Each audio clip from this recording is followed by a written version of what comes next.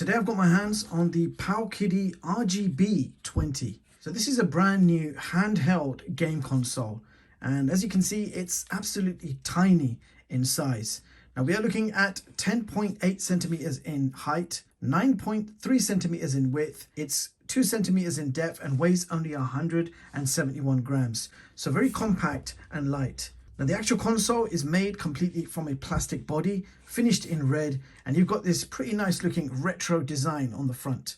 Screen size 3.5 inch IPS display, which does look pretty bright and sharp. Now the console is powered by the Rockchip 3326 Quadcore, clocked at 1.5 gigahertz, and you also have 1 gig of RAM. Now you do have EmuELEC pre-installed, and as you can see it looks absolutely amazing with over 4,000 games built in, which includes retro classics like N64, Dreamcast, PSP, PlayStation 1, classic arcade titles, and lots more. Now this console also features built-in Wi-Fi for multiplayer games and data transfer. Now I've got medium-sized hands and this console works fine for me. If my hands were a little bit bigger, then this console would be too small and possibly a struggle to hold. Now the unit itself feels quite nice in the hands, although the trigger buttons are in a bit of a weird location, and it does take a few goes to get used to it. Now I'm absolutely loving the color and design. The 3.5 inch IPS display has a 480p resolution, which is actually not bad if you consider the size of the display and what games you're going to play on this. Now let's go through all the controls. You've got a D-pad, single joystick, select and start. You've got BA, YX. You've got a speaker grill in the center, L3, R3, and you've got a V and a 2 button. And on the back you have your L1, R1 and your L2, R2 buttons, which are kind of small in size, but it's also confined within this groove. It does take a bit of practice to get used to that. Now on the side you've got power button and a reset button, and at the top of the unit you have a headphone jack, MicroSD card, and there is one pre-installed, and I'll quickly show you what it is. So you're getting a 64 gig SD card included. You've got USB Type-C, a Wi-Fi on and off switch, and a USB-C OTG port. Now the included memory card is very important. The console will not work without it. The memory card has two partitions. One has the OS, which is OpenLinux with EmuELEC, and the other has the partition for your games. And yes, you can add more games to the system by inserting the microSD card into your computer and then transferring the games you want to play. And this does support various ROMs and image files, and it's quite easy to transfer them over. Now, if you were to remove that memory card and try to boot the system, you will get an error. So nothing works without the SD card installed. Now, let's quickly check out the OS.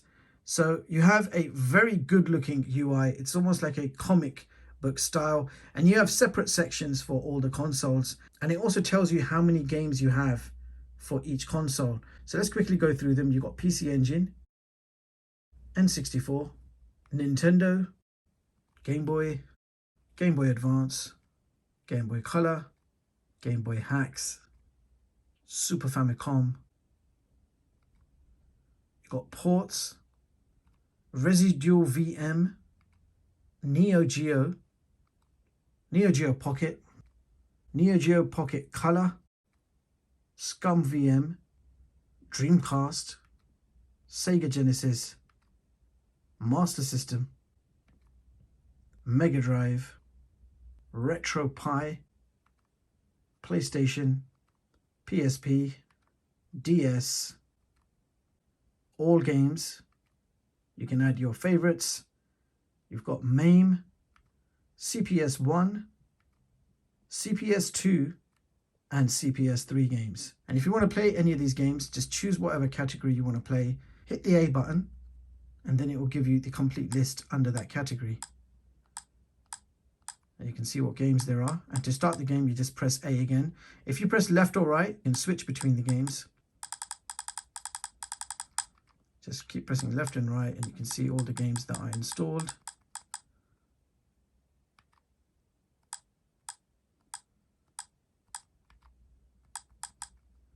I'll just go through them quickly. And if you're going to go back, press the B button.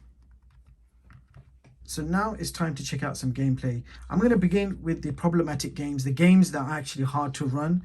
So let's just go straight to N64. There we are. Let's play Mortal Kombat 4. Now the first thing to mention is volume. There's no volume control anywhere on the unit. So to find out how to change the volume, I actually had to look in the user manual. You keep select pressed and then you press either up or down. So up turns the volume up, so you get to 100% and then you can go up to 400% volume, which is quite loud.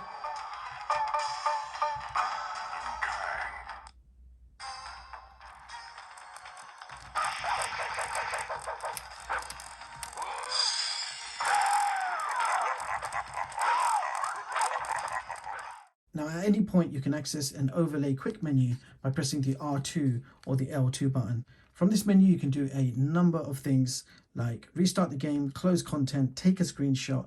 You can save state and load state to continue at any time. You can add to favorites, start recording, start streaming. Now you've got options: on-screen overlay, video, layout. You can adjust the latency, controls, cheats, shaders, etc. Now if we go back, that was the quick menu and this is the full menu. So load content, subsystems.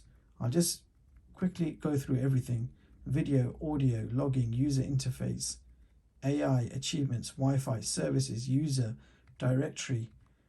And you can see your screenshots from previous games. Connect to NetPlay, Wi-Fi, refresh NetPlay. And then you've got some directory scanning options as well. Let's try a few more games. It's me, Mario.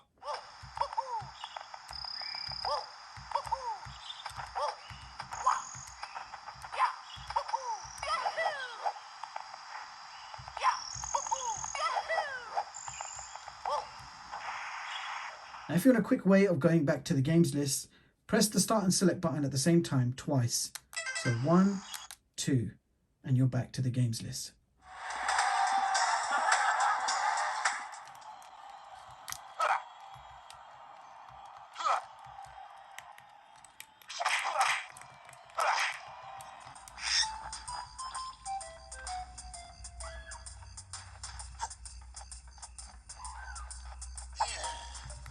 So that was N64. Let's move on.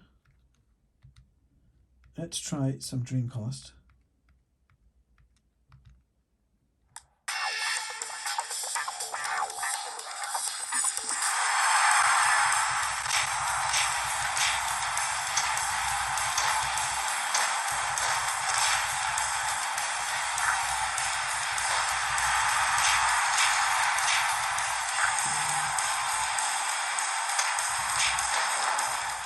All right, time for PlayStation.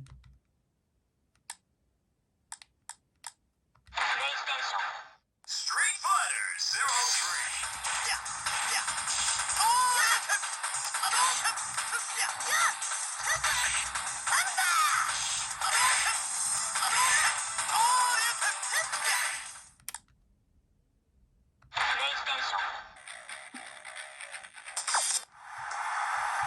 Passes are spread around well.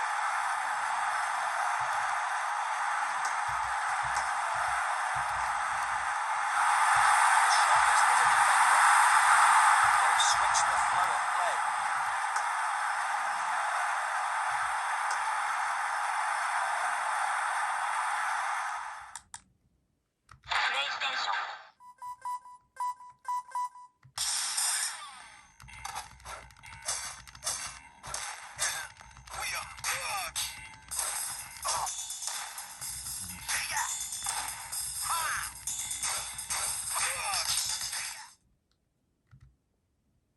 All right, let's try PSP.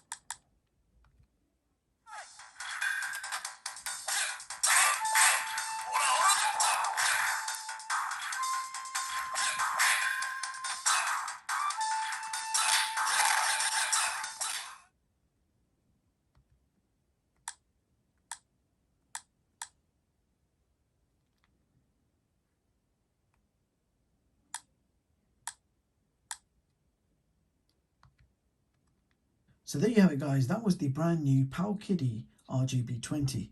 Now, I really like the system UI. It's fun to navigate and offers a great retro gaming experience.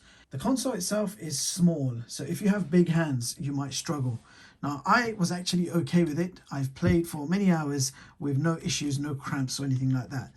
The sound does get pretty loud, although it does distort on the loudest volume, but you can, however, connect your own headphones via the audio jack on the top.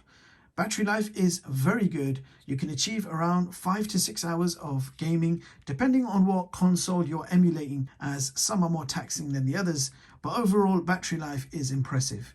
And this does support USB-C charging. So for £65 or 83 US dollars, this is a pretty decent deal. 4,000 games built in, massive 3,000 milliamp hour battery, it's USB-C charging, great system UI with lots of games to keep you busy. PowKiddy RGB 20, people. Let me know in the comments what you guys think, and also what is your favorite game of all time. Let me know in the comments. Meanwhile, thank you so much for watching, and I'll see you guys in the next one.